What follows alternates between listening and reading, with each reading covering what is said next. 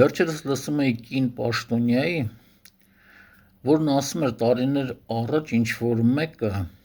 7-8 կամ գուցե ավելի, թիվը չեմ հիշում,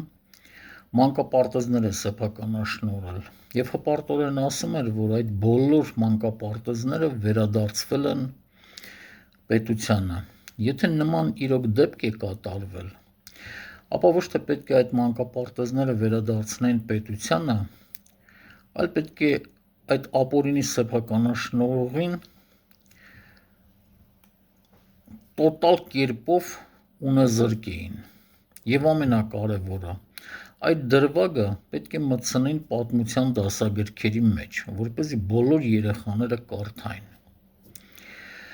Նման իրավիճակն է նաև գրադարանների հետ։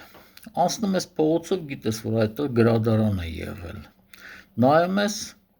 արդեն խանութ է, մթերային։ Չնայած գրադարաններ սեփականաշնորհելու մեղքը իմ անձնական կարծիքով